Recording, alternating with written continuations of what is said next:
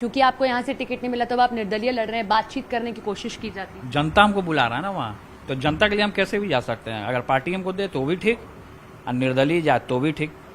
Party से तो नहीं मिलना हमको, अगर वो कह रहे तो हैं पार्टी से अब तो 6 साल के लिए हम बाहर हैं, तो हमको कोई उम्मीद अब नहीं लगता है कि पार्टी से हमको टिकट मिलेगा। जब ऐसी स्थिति आ जाती है तो और पार्टियां कोशिश करती हैं कि जो देखिए, कोई भी पार्टी अगर हमको कोशिश करेगा तो हमारे स्वाभिमान को और अस्तित्व को नहीं गिरा सकता। हम अपने स्वाभिमान को किसी के साथ समझौता नहीं कर सकते।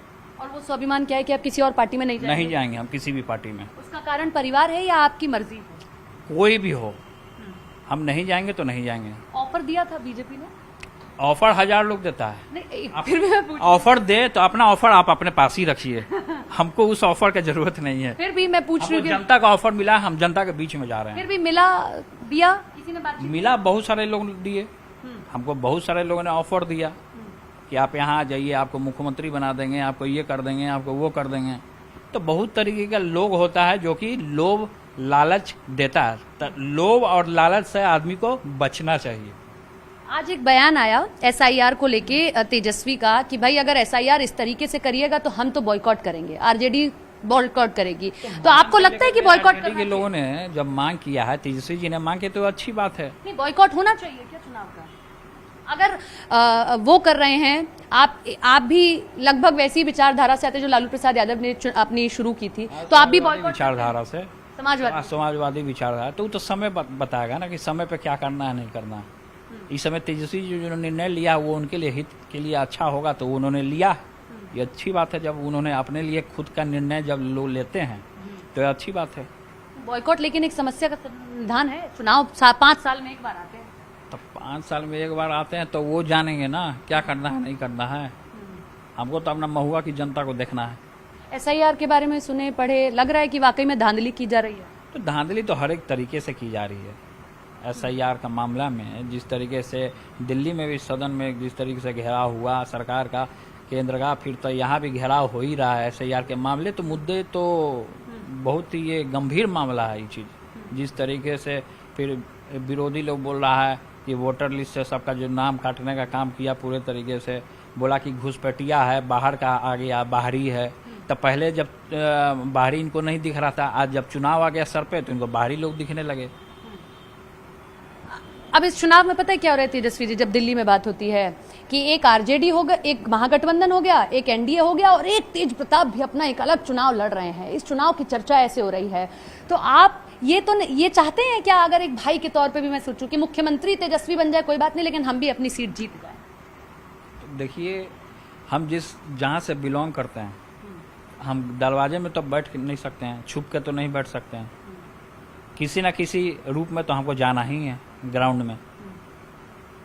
किसी न किसी रूप में भीष्म पितामह ने भगवान कृष्ण को रथ का पहिया उठाने पे मजबूर किया, अर्जुन ने पैर पकड़ लिया कि आपने संकल्प लिया था कि नहीं करेंगे, युद्ध नहीं लड़ेंगे। लेकिन हमको तो अब उठाना ही पड़ेगा शस्त्र तो अब हमको उठाना पड़ेगा ना। फिर हमारी जो पीढ़ी आएगी फिर वो भी बोलेगी ना कि हमारे बाप दादा कैसे थे, याद करेगी ना। लेकिन ऐसा नहीं लगता कि ये एक स्टेप, अगर मान लीजिए आप भी, भैया देखिए अभी तो आपको भी all the best, Tejashwi Yadav को भी ऑल द बेस्ट, आप भी चुनाव जीत गए, वो भी सीएम बन गए, लेकिन टकराव की स्थिति बनती रहेगी। तेजस्वी यादव एकदम जीते, आगे बढ़े, ऊंचाइयों को प्राप्त करें। बड़े भाई होने के नाते छोटा भाई को आशीर्वाद है। लेकिन ये टकराव की स्थिति और पैदा नहीं कर देगा? टकराव क्या स्थिति पैदा करेगा? हम कहीं से भी जीतेंगे तो परिवार को अच्छा ही लगेगा। हो सकता है कि निर्दलीय भी अगर हम जीते हैं तो परिवार को अच्छा लगेगा। तो ऐसा तो नहीं है कि गमी महसूस करेगा, अच्छा ही ना महसूस करेगा कि नहीं मेरा लड़का था निर्दलीय, अपने दम पे खड़ा होकर जीत गया। आप बहुत इमोशनल व्यक्ति हैं। अभी आपको देखा मैंने, पूजा पाठ भी करते हैं, और जो पूजा पाठ करता है वो बड़ा इमोशनल हो जाता है। माता जी की फोटो लगा रखी है, बातचीत होती है, कम होती है, याद आती है। बड़ा मुश्किल है ना इतने बड़े घर में अकेले रहना। पहले आप परिवार में रहते थे, प्रेम से रहते थे। नहीं देखिए, वो सब फिर भी याद वगैरह तो वो माहौल कुछ और था, अभी माहौल कुछ और है। याद आती है, परिवर्तन याद आता है तो इसका ये मतलब नहीं कि हम चले जाते हैं मिलने। नहीं, प्रयास तो किए होंगे ना, माता से बात कर लें, बाकी तो चलिए एक बार माता से बात नहीं होती है हमारी फोन पे, नहीं हो पाती। नहीं।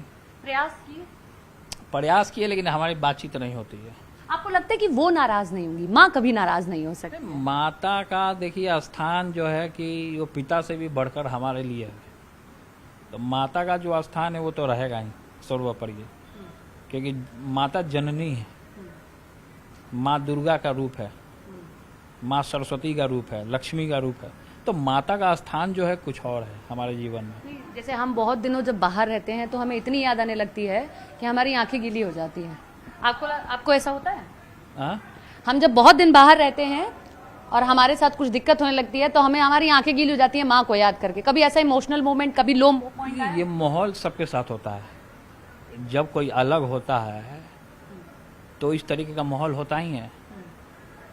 आता है, होता होगा। हाँ, होता है, सबके साथ होता है। अरे याद करके भी आंखें गीली लगती हैं। हाँ? याद करके भी लग रहा है कि जैसे आंखें गीली हो गई हैं। नहीं तो माता जी तो यही हैं, 2 कदम के रास्ते पे हैं। लेकिन मिल नहीं पा रहे हैं ना। तो ठीक है, कोई दिक्कत नहीं है, मिल लेंगे फिर कभी। देखिए आप इमोशनल है, ये मैं जान चुकी हूँ, आपकी आंखें देख के मुझे लग रहा है। देखिए इमोशनल कोई भी हो जाता है, पारिवारिक जब इस तरीके के भावनाएं आते हैं इंसान के अंदर, आदमी दूर रहता है तो कोई भी किसी के साथ भी हो सकता है ऐसा। माँ की सबसे इम्पोर्टेंट चीज़ याद आती हो? माँ ये बड़े प्यार से खिलाती थी, प्यार से बनाती थी, अब वो मिस करते होंगे? हाँ? माँ बहुत प्यार से खिलाती थी, प्यार से बनाती थी, मिस करते होंगे। जैसे मैं घर जब नहीं जा पाती तो मम्मी के हाथ का दाल चावल बहुत मिस करती हूँ। आप कुछ बहुत खास मिस करते होंगे? देखिए मिस तो हम करते ही हैं, खाने पीने का जो मामला है, मम्मी बनाती थी तो सब तो होता ही है। कठिन समय है, मुश्किल से गुजरा होगा वो बहुत। हाँ तो मुश्किल से, लेकिन हमको उस तरीके का संस्कार मिला है कि अकेले भी रहेगा आदमी तो दमखम के साथ, पूरे मजबूती के साथ सामना करेगा दुश्मनों का। मैं बहुत पर्सनल सवाल पे नहीं जाऊंगी, वो आपको हर्ट कर सकता है, बट फिर भी मैं पूछती हूँ कि प्रेम की परिभाषा तेज प्रताप के लिए क्या है? प्रेम माता पिता से करे, जनता से करे, भाई बहन से करे, प्रेम है। पार्टनर भी तो होता है। पार्टनर का स्थान अलग होता है। तो अभी फिलहाल जो कि हमको जनता के बीच में जाना है, इन चीज़ों में अगर पड़ेंगे तो उलझ कर रह जाएंगे। उसके बाद कोई स्टेप लेंगे आप? हम आगे काम नहीं कर पाएंगे। उसके बाद आप कोई स्टेप लेंगे। एक आखिरी सवाल, आरजेडी से दूर हो गए लेकिन टोपी अभी भी आपकी ग्रीन ही है। क्योंकि ये हमारा पर्यावरण का प्रतीक है। हमारा धरती जो है वो हरा है, वो किसी दल किसी पार्टी का नहीं है। इसलिए ऐसा। हाँ। कितने सुनिश्चित हैं कि हाँ जीत जाएंगे? कितने निश्चिंत हैं कि हाँ जीत जाएंगे? तय है 100%? एकदम जनता पे विश्वास है। हाँ। आदमी जो काम करेगा वही जीतेगा, जो जनता का दिल जीतेगा वही जीतेगा। बहुत बहुत आपको धन्यवाद, आपकी पूरी टीम को। आप लोगों ने चल के आया दिल्ली से, इसके लिए बहुत बहुत बिहार में आपका स्वागत भी। आपको बहुत बहुत धन्यवाद। थैंक यू सो मच तेज प्रताप जी, हमारे साथ थे, बेबाकी से सारे सवालों के जवाब दिए और यही कहना है कि चुनाव सबसे सर्वोपरि।